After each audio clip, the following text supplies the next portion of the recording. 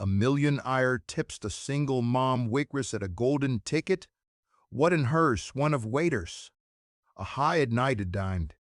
He heaven term left her in tears on a rainy Tuesday night, when hope seemed like a luxury she could no longer afford. Emma Carter served her last table with trembling hands and a practiced smile. The well-dressed stranger left behind more than just a tip. He left a golden envelope that would shatter everything she thought she knew about kindness, second chances, and the power of a mother's love. But what was written inside that envelope, and why did it make this struggling waitress fall to her knees in tears? This is the story of one woman's darkest hour, and the miracle that proved humanity still believes in lifting each other up. The rain came down in sheets that Tuesday evening, drumming against the windows of Rosie's diner like 1,000 impatient fingers. Emma Carter stood behind the counter, her feet aching in shoes that had seen better days, watching the clock tick toward 9:30. Just 30 more minutes. 30 more minutes until she could lock the door, count her tips, and rush to the sitter's house to pick up her 7-year-old son, Michael. Emma was 32 years old, though most days she felt twice that.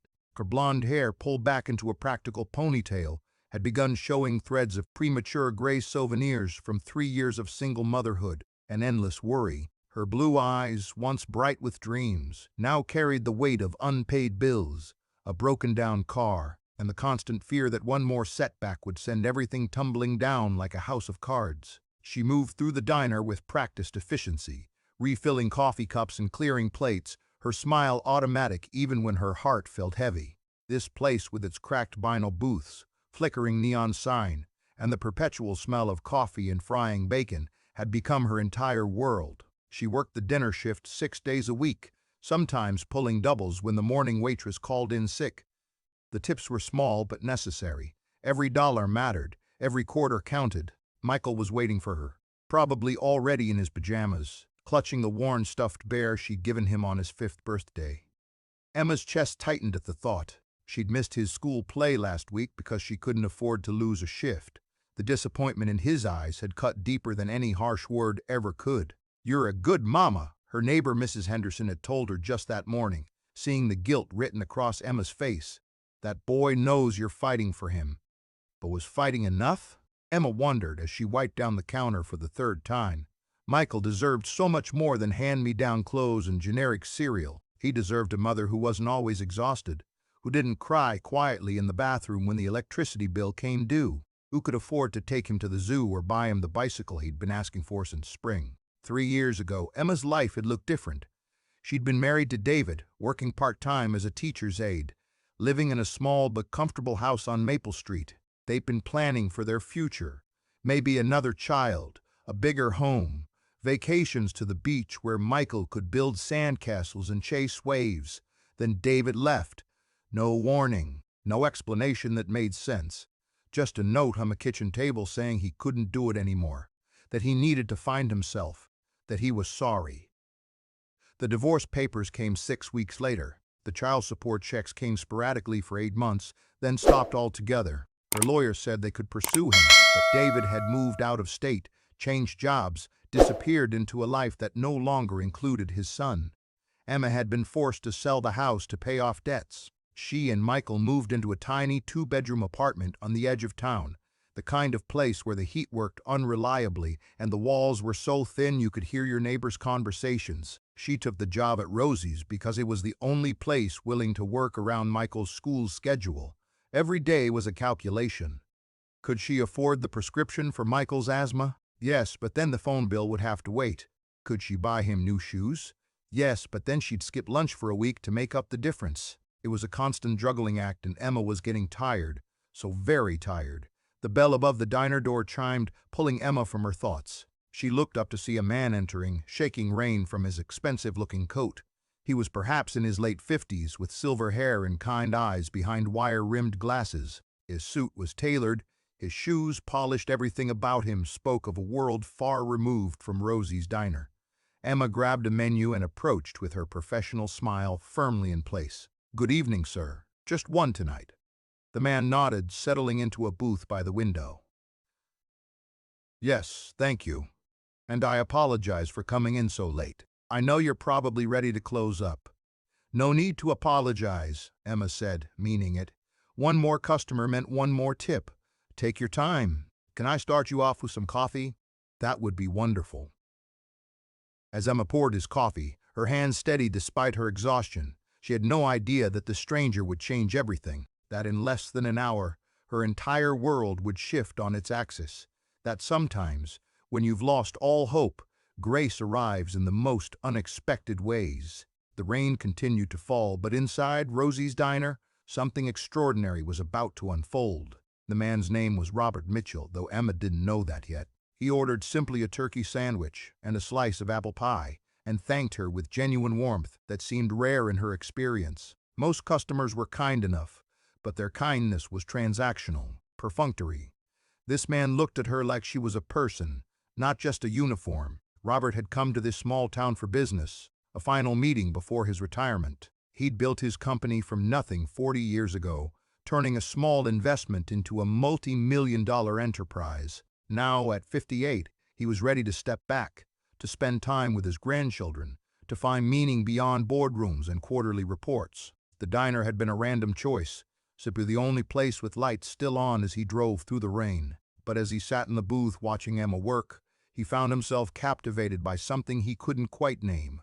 She moved with purpose, despite obvious exhaustion. When an elderly couple at a corner booth struggled to read the menu in the dim light, Emma didn't just turn up their lab sheet, patiently read the specials aloud, recommending the pot roast with a genuine smile. When a businessman left a mess of crumpled napkins and spilled sugar, she cleaned it without complaint, her dignity intact. But it was the small moments that revealed her story. Robert noticed how she counted her tips between customers, organizing the bills and coins with careful precision. He saw the worn state of her shoes, the careful way she'd repaired a small tear in her apron with near-invisible stitches. He observed the moment when her phone buzzed and her whole face softened, probably a message from her child, he guessed, based on the maternal tenderness in her expression. He'd lived long enough to recognize struggle when he saw it, and he'd been blessed enough in his life to know that wealth meant nothing if you didn't use it to lighten someone else's burden. "How's everything tasting?" Emma asked, approaching his table with a water pitcher. "Excellent," Robert replied honestly. "Best apple pie I've had in years. Did you make it?" Emma laughed, a genuine sound that transformed her tired face. "I wish I could take credit, but that's all Rosie, the owner. She bakes fresh every morning. Says her grandmother's recipe is the secret.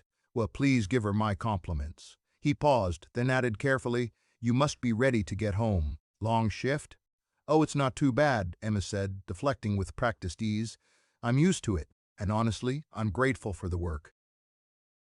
There it was, that grace under pressure that Robert had learned to admire. She wasn't complaining or seeking sympathy. She was simply enduring, with quiet strength that spoke of character. "Do you have family waiting for you?" he asked gently. Emma's face lit up. "My son Michael. He's 7, probably fast asleep by now at the sitter's, but I can't wait to carry him to the car and tuck him into his own bed." 7 is a wonderful age, Robert said, thinking of his own children at that age, now grown with children of their own, full of questions and wonder. "That's Michael exactly," Emma agreed, her love evident in every syllable. "He wants to know how everything works. Last week he asked me why the sky is blue, and I realized I had no idea how to explain it. We ended up at the library, checking out books about light and atmosphere." "On your day off?" Robert asked. "I don't have many of those," Emma admitted, then caught herself. "But that's okay. Time with Michael is never wasted, no matter how tired I am." As she moved away to check on another table, Robert made his decision. He'd been looking for a sign, a way to mark his retirement with something meaningful. Perhaps this was it. Perhaps this tired, dignified young woman who loved her son enough to research the science of blue skies on her only free time. Perhaps she was exactly why he'd built his fortune in the first place, not for himself. For moments like this, he finished his meal slowly, watching Emma complete her closing duties. She wiped down tables, refilled sugar dispensers, swept the floor with methodical care. Even exhausted, she took pride in her work. When she brought him his check, Robert glanced at it. $18.47 for his meal. He pulled out his wallet, but instead of his credit card, he withdrew something else. A golden envelope, the kind used for special occasions, thick and substantial. Inside, he'd placed something he'd been carrying for weeks, waiting for the right moment, the right person. "Miss," he called as Emma turned to leave. She came back, curious. "Is everything all right? Did I forget something?" "No, everything was perfect," Robert said, standing. He was tall, commanding in his presence, but gentle in his manner. "I want to thank you for your service tonight, not just to me, but to everyone here. You have a gift for making people feel cared for." Emma blushed, uncomfortable with praise. "I'm just doing my job, sir." "No," Robert said firmly but kindly. "You're doing much more than that, and I want you to have this." He handed her the golden envelope. "Don't open it here. Wait until you get home, when you can sit quietly and read what's inside. Can you promise me that?" Emma took the envelope, confused but polite. "Sir, This is very kind, but promise me," Robert repeated, his eyes twinkling. "Home. Quietly. Alone. I promise," Emma said, still bewildered. Robert left two $20 bills on the table for his 18.477 meal, wished Emma a good night, and walked out into the rain. His car, a sleek sedan that probably cost more than Emma made in a year, pulled away from the curb, disappearing into the darkness. Emma stood holding the golden envelope, feeling its weight, wondering what on earth could be inside. A nice tip, probably. Maybe $50 if she was lucky. Enough to buy Michael those new shoes he needed. She tucked it carefully into her apron pocket and finished closing the diner, her mind spinning with curiosity and cautious hope. It was nearly 11 o'clock when Emma finally pulled her old Toyota into the driveway of Mrs. Henderson's house. The engine made its usual concerning rattle before shutting off another problem she couldn't afford to fix. She made a mental note to ask her neighbor's son if he could take a look at it. Maybe she could trade his time for some baked goods or babysitting. Michael was indeed asleep, curled up on Mrs. Henderson's couch with his bear clutched to his chest. Emma's heart swelled at the sight of him, his dark hair messy, his cheeks flushed with sleep, one small hand reaching out as if searching for her even in dreams. "He ate all his dinner," Mrs. Henderson whispered, a grandmotherly woman who'd become Emma's lifeline over the past year. "Did his homework too. He's a good boy, Emma, so bright." "Thank you, Clara," Emma said, using the older woman's first name as she'd been instructed. "I don't know what I'd do without you." "Nonsense. You'd manage like you always do." Mrs. Henderson pressed a container into Emma's hands. "Leftover pot roast. Don't argue. I made too much." Emma wanted to cry at the kindness, but she just hugged the woman instead and carefully lifted Michael into her arms. He was getting heavier, growing so fast. Soon he'd be too big to carry. The thought made her ache. Back in their small apartment, Emma laid Michael in his bed, pulling the blankets up to his chin and kissing his forehead. His room was small but filled with love drawings taped to the walls, library books stacked neatly on a second-hand shelf, a mobile she'd made from construction paper stars hanging above his bed. "I love you, baby," she whispered, "more than all the stars in the sky." In her own room, Emma changed into pajamas and sat on the edge of her bed, finally allowing herself to acknowledge how bone-tired she was. Her feet throbbed, her shoulders ached. Tomorrow she'd do it all again. Then she remembered the golden envelope. She retrieved it from her apron, studying it in the lamplight.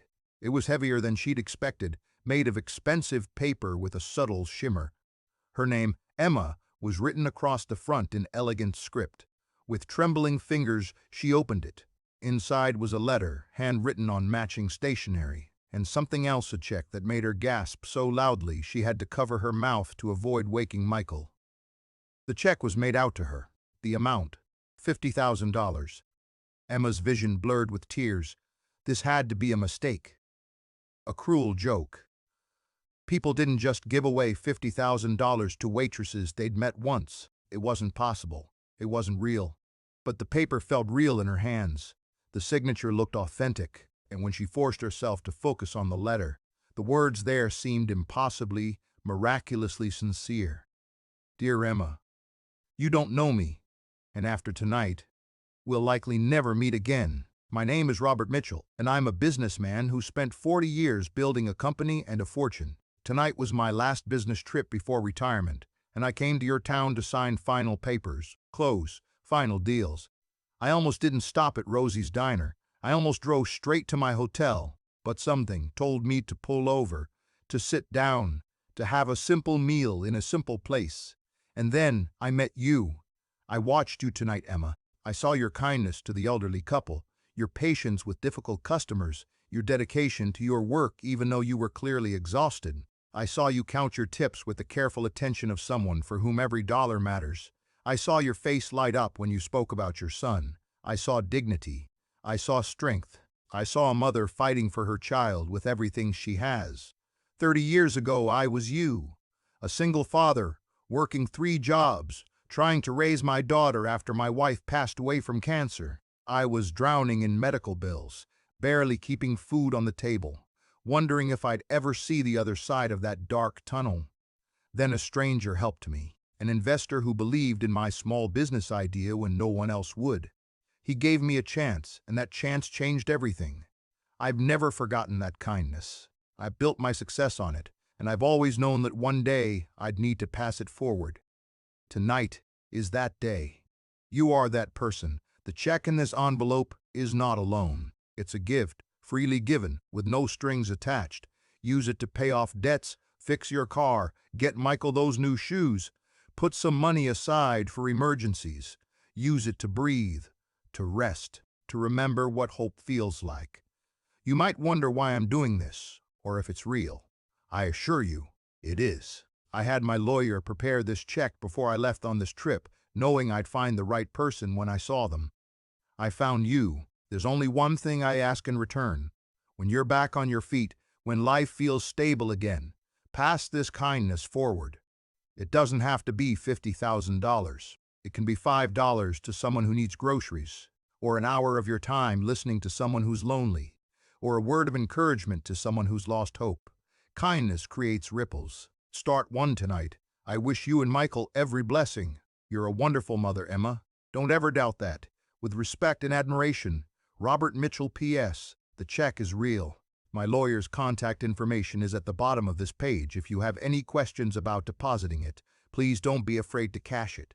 This is your fresh start. You've earned it. Emma read the letter 3 times, tears streaming down her face, her hands shaking so hard the paper rustled audibly.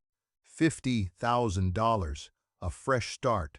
No strings attached. She thought about the bills piled on her kitchen counter, the overdue rent notice, the car repair estimate she couldn't afford, the credit card she'd maxed buying Michael's winter coat. She thought about the dentist appointment she'd been postponing for 2 years because she couldn't afford the copay. She thought about Michael asking why they never went anywhere fun, and her having to explain again that Mama was saving money.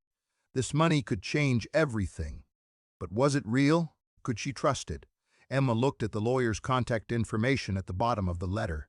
She could call tomorrow, verify the check. If it was legitimate, she could finally breathe. She folded the letter carefully, placed it back in the golden envelope along with the check, and held it against her chest. Silent sobs shook her shoulders, not from sadness, but from the overwhelming relief of being seen, of being helped, of being reminded that goodness still existed in the world. In his room, Michael slept peacefully, unaware that their lives had just changed forever. The next morning, Emma called the lawyer's office. Her hands trembled as she dialed, half expecting to be told it was all a mistake, that the check was fraudulent, that her hope had been misplaced. Instead, a professional but kind voice confirmed everything. Yes, the check was legitimate. Yes, Mr. Mitchell had established an account specifically for this purpose. Yes, she could deposit it immediately. The lawyer even offered to help her set up a meeting with a financial advisor if she wanted guidance on managing the money wisely. Emma sat at her kitchen table after the call, staring at the check, still unable to fully believe it. Michael was at school. The apartment was quiet, and for the first time in 3 years, Emma allowed herself to cry tears of pure relief. Then she got to work. First, she paid off the overdue rent, 2 months' worth, that had been hanging over her head like a storm cloud. The weight that lifted from her shoulders was physical. She could breathe deeper than she had in months. Next, she paid off the credit cards, the medical bills from Michael's emergency room visit last winter, the debt she'd accumulated just trying to survive. Each payment felt like cutting a chain that had been dragging her down. She took her car to a real mechanic, not her neighbor's son, though she'd still bring him cookies to thank him for his past help, and got it properly repaired. New brakes, new tires, an oil change, everything it needed. When the mechanic handed her the keys, the engine purred smoothly for the first time in a year. Then came the joyful part. Emma took Michael shopping. Real shopping, not the anxious kind where she calculated every penny and put things back on the shelf. She bought him the bicycle he'd been dreaming about, a blue one with silver streamers and a bell. She bought him new shoes, new clothes that actually fit, books he could keep instead of borrowing from the library. And she bought him something else, a savings bond for his college education. It was modest, but it was a start, a promise that his future could be different from their present. "Mama, why are you crying?" Michael asked as they loaded bags into the car. "Because I'm happy, baby," Emma said, kissing the top of his head. "Sometimes people cry when they're really, really happy." "Are we rich now?" he asked with 7-year-old directness. Emma laughed. "No, sweetheart. We're not rich, but we're blessed. Someone very kind helped us, and now we get to help others too." Like superheroes, exactly like superheroes. But Emma's transformation went deeper than purchases. She did something she hadn't been able to do in 3 years. She gave herself permission to slow down. She cut back to 4 shifts a week instead of 6, giving herself 2 full days with Michael. They started going to the park again, visiting the library for story time, doing the small, precious things that make childhood memorable. She scheduled that dentist appointment. She bought groceries without calculating every item.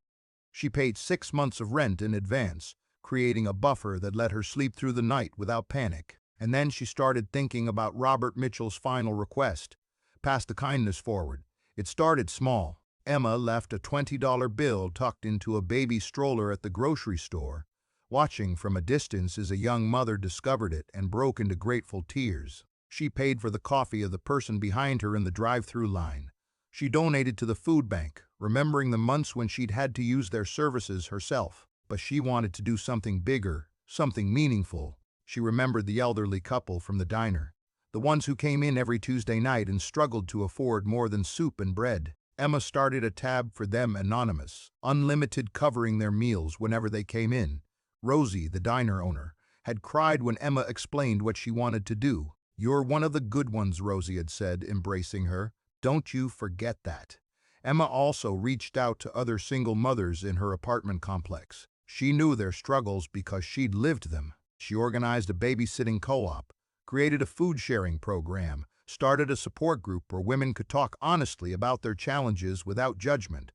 She helped her neighbor, Mrs. Widd Henderson, with home repairs the older woman couldn't afford. She donated books to Michael's school library.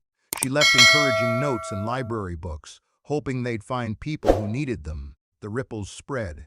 One of the single mothers Emma helped got a job promotion because she finally had reliable childcare.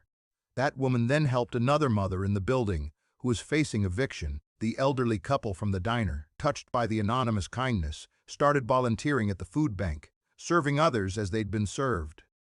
Kindness multiplied. Hope spread. Michael noticed the changes in his mother. She smiled more. She laughed more easily. She didn't fall asleep on the couch in her uniform anymore. And when he asked her about it, Emma sat him down and told him the story of the stranger with the golden envelope. "Will we ever see him again?" Michael asked. "Probably not," Emma admitted, "but that's okay. Some angels come into our lives for just a moment, just long enough to remind us that goodness exists. Our job is to become angels for other people." "I want to be an angel," Michael declared with 7-year-old certainty.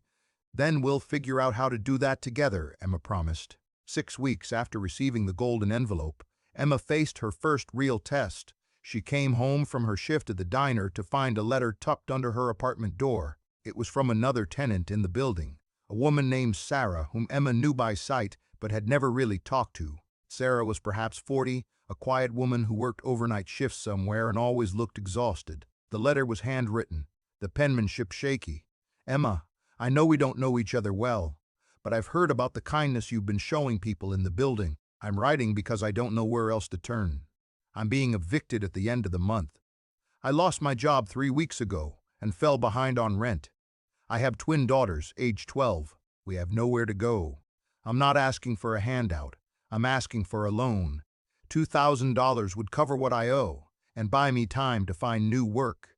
I'll pay you back, I swear. I'll sign anything, work out any payment plan you want. I'm desperate. My girls can't end up in a shelter. Please. Sarah Mitchell, Apt 4C. Emma read the letter twice, her heart breaking. She knew this desperation intimately. She'd felt it every day before Robert's gift. But $2,000 was also significant money. What if Sarah couldn't pay it back? What if this was a scam? Emma had heard stories about people taking advantage of kindness, and while she wanted to believe the best, she also had to be wise. She had Michael to think about, their own security to maintain. She could feel the old fear creeping back, the scarcity mindset that said you had to protect what you had because you might never have it again. That night, Emma couldn't sleep. She kept thinking about Robert Mitchell's letter, about the gift he'd given with no strings attached, about his request to pass kindness forward. But she also thought about her responsibility to Michael, about the promise she'd made to herself to never return to that dark place of financial panic. What was the right thing to do? Emma prayed, something she'd gotten out of the habit of during her hardest years, when it felt like God had stopped listening. She asked for guidance, for wisdom, for the courage to do the right thing, even when it was scary. The next morning, she knocked on Sarah's door. The woman who answered looked worse than Emma had ever seen her. Her eyes were red from crying, her face pale with stress. Two young girls peeked out from behind her, their expressions worried beyond their years. "Sarah, I'm Emma, from 2B. Can we talk?" They sat in Sarah's small living room, cleaner than Emma's but nearly empty of furniture, like someone had been selling things to make ends meet. The twins sat quietly on the couch, and Emma's heart ached for them. "I got your letter," Emma began gently. Sarah's face crumpled. "I'm sorry. I shouldn't have asked. I was just so desperate, and I heard you'd been helping people, and I thought maybe—" "I want to help," Emma interrupted. "But I need to understand your situation first. Can you tell me what happened?" Sarah explained. She'd been working as a night shift manager at a warehouse, good steady work. Then the company downsized, and she was let go with minimal severance. She'd been applying everywhere but hadn't found anything yet. Meanwhile, the bills piled up. "I have an interview next week at a hospital administrative position," Sarah said. "It's good pay, full benefits. If I can just hold on until then. If I can keep my girls in our home, I know I can get back on my feet." Emma studied the woman across from her, looking for signs of deception but seeing only genuine fear and determination. She thought about Robert Mitchell taking a chance on her, a stranger in a diner. She thought about the ripples of kindness he'd asked her to create. She made her decision. "I'm going to give you the $2,000, Emma said. "Not as a loan, as a gift. You don't have to pay me back." Sarah gasped. "I can't accept that. It's too much." "You can, and you will," Emma said firmly but kindly. "Someone gave me an incredible gift recently with no strings attached. The only thing they asked was that I pass kindness forward when I could. This is me doing that." Tears streamed down Sarah's face. "Why? You don't even know me. I know what it's like to be desperate and afraid for your child," Emma said. "I know what it's like to feel like you're drowning, and I know what a lifeline feels like when someone throws you one. Let me be that for you." Emma wrote the check right there, her hand steady despite the magnitude of what she was doing. As she handed it to Sarah, she felt something shift inside her, the last remnants of scarcity releasing their grip on her heart. "There's only one condition," Emma added. "When you're back on your feet, when life feels stable again, you pass this kindness to someone else who needs it. It doesn't have to be money. It can be time, or encouragement, or just being there for someone. Promise me you'll keep the ripple going." "I promise," Sarah whispered, clutching the check like it was made of gold. "I promise." The twins threw their arms around Emma, and she hugged them back, thinking of Michael and how easily this could have been them. 3 months later, on a crisp autumn afternoon, Emma stood in the parking lot of Rosie's diner, watching something extraordinary unfold. Sarah had gotten the hospital job and was thriving. True to her promise, she'd started volunteering at a women's shelter, helping other single mothers navigate the social services system. One of those mothers, a woman named Rita, had then started a weekend breakfast program at their apartment complex, feeding families who struggled to afford groceries. The elderly couple Emma had been buying meals for discovered what she'd been doing and insisted on meeting her. They turned out to be the Johnsons, married for 57 years, living on Social Security and love. Mr. Hahn Johnson had been a carpenter before retirement, and he'd started teaching free woodworking classes to kids in the neighborhood, including Michael. Mrs. Johnson started a knitting circle that made blankets for homeless shelters. Mrs. Brew Henderson, touched by Emma's help with her home repairs, had started a Grandma's Available program, offering free babysitting to overwhelmed single parents who needed a break. The ripples had become waves, and now, today, they were all gathering for something special. Emma had suggested it, and the community had embraced it enthusiastically, a kindness celebration, a potluck where everyone who'd been touched by the chain of generosity could come together, share food, and tell their stories. The parking lot filled with people. Some Emma knew well now. Others were strangers connected through the spreading web of goodness. There was the young man who'd received an anonymous scholarship from Sarah, paid forward from Emma's gift.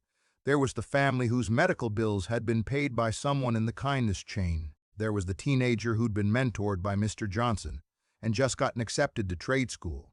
Rosie provided the space and donated food. Others brought dishes, humble offerings made with love. Children ran around playing, their laughter filling the air. Adults shared stories, hugged, cried happy tears. Emma watched it all with wonder. This had started with one stranger's gift in a golden envelope. One act of kindness from a man she'd met for less than an hour. And look what it had become. Michael tugged on her hand. "Mama, Mr. Johnson wants to show everyone the birdhouse I made. Can I go get it from the car?" "Of course, baby." As Michael ran off, Emma felt a presence beside her. She turned to find a woman, perhaps her own age, with kind eyes and a warm smile. "Emma Carter, I'm Jennifer Mitchell." Emma's heart skipped. "Mitchell?" "Robert Mitchell's daughter," Jennifer confirmed. "I hope you don't mind me coming. When Dad told me about what he'd done, about you, I had to meet the woman who touched his heart so deeply." Emma's eyes filled with tears. "Your father changed my life. How is he? I wanted to write him a thank you letter, but I didn't know where to send it." Jennifer's smile was bittersweet. "Dad passed away 2 weeks ago. Peaceful in his sleep. He'd been sick for a while. That's part of why he retired. He wanted his last months to mean something." Emma gasped, her hand flying to her mouth. "I'm so sorry. I had no idea." "Don't be sorry. Be grateful, because I am." Jennifer took Emma's hand. "My father spent his last months happier than I'd seen him in years. He would call me every few days asking if I'd heard anything about you. I hired a private investigator, nothing invasive, just to make sure the gift had helped, that you were okay. When we started hearing reports of everything you'd done with it, all the people you'd helped, Emma, you gave my father the ending to a story that he'd always wanted." "I don't understand," Emma whispered. "Dad spent 40 years building a fortune," Jennifer explained. "He was successful, respected, wealthy, but he always felt like something was missing. He'd been helped when he was young, and he'd always wanted to complete that circle. He tried donating to charities, funding scholarships, all the traditional things, but it never felt personal enough. He wanted to look someone in the eye, see their struggle, and change their life directly." Jennifer pulled out her phone, showing Emma a photo of Robert in a hospital bed, smiling despite his obvious illness. 3 days before he died, he told me that meeting you was the best business decision he ever made, not because of returns or profits, but because he'd invested in a person who multiplied his kindness beyond anything he could have imagined. He died knowing that his gift had created ripples that would go on long after he was gone. Emma was fully crying now. "I wish I could have thanked him, told him what he meant to us." "You just did," Jennifer said, gesturing to the celebration around them. "This is his thank you. Every person here, every life changed, every act of kindness passed forward. That's his legacy, and yours." The two women embraced, connected by the invisible thread of generosity that had bound them together across time and circumstance. As the sun set that evening, Emma stood before the gathered crowd. Michael beside her, and told the story of the golden envelope. She talked about struggle and hope, about a stranger who saw her worth when she couldn't see it herself, about the power of kindness to transform not just one life, but entire communities. Robert Mitchell gave me $50,000, Emma said, her voice steady despite her emotion. But what he really gave me was permission to believe in goodness again, permission to hope, permission to trust that humanity, at its core, wants to lift each other up. She looked around at all the faces young and old, struggling and stable, hurting and healing. We're all here because someone chose kindness, and every one of us has the power to make that same choice every single day. It doesn't take $50,000. It takes a listening ear, a helping hand, a word of encouragement when someone's lost hope. Mr. Mitchell asked me to pass his kindness forward, and I've tried. But I can't do it alone. I don't want to do it alone. This isn't just my story anymore. It's our story. It's community built on the radical idea that we're all responsible for each other's well-being. Michael stepped forward, holding up a golden envelope, one Emma had prepared for this moment. My mama says everyone here is a superhero, so we made something for all of you. Inside the envelope was a card, handmade, with a simple message: "You've been touched by kindness. You are now a keeper of the ripple. Pass it forward." Emma handed an envelope to each person there, watching as they opened them, reading the message, understanding what it meant. She saw determination bloom on face after face, saw people turning to each other, making plans, promising to continue the chain. This was Robert Mitchell's legacy. This was the power of one generous heart choosing to see another struggle and respond with love. In a world that often feels cold and indifferent, this story reminds us of a simple but profound truth. Kindness is never wasted, and generosity creates ripples that extend far beyond our ability to see. Robert Mitchell didn't just give Emma money, he gave her dignity, hope, and the chance to remember her own worth. Emma didn't just use that money for herself. She multiplied it through acts of compassion that transformed an entire community. We learned that true generosity sees the person, not just the problem. Kindness multiplies when passed forward. One act of compassion can create waves of change. Our struggles can become our superpowers when we use them to help others. Hope is renewable when we choose to believe in human goodness. Robert's legacy wasn't measured in dollars, but in transformed lives. Emma's heroism wasn't in receiving help, but in what she chose to do with it. The question the story leaves us with is simple but challenging. What ripple will you start today? It doesn't require wealth. It requires seeing someone struggle and choosing to respond with compassion. It requires believing that small acts of kindness matter, even when you can't see the full picture of their impact. If this story touched your heart, please like this video, share it with someone who needs to hear it, and subscribe to this channel for more stories that remind us of humanity's capacity for goodness. Leave a comment telling us about a time someone showed you unexpected kindness, or a time you passed kindness forward. Your story could inspire someone else to start their own ripple. Remember, you don't need a golden envelope to change someone's life. You just need a heart willing to see another struggle and hands willing to help. Be the kindness you wish you'd received. Be the hope someone else needs today. Thank you for listening. May you both receive and give grace. May you be blessed, and may you be a blessing.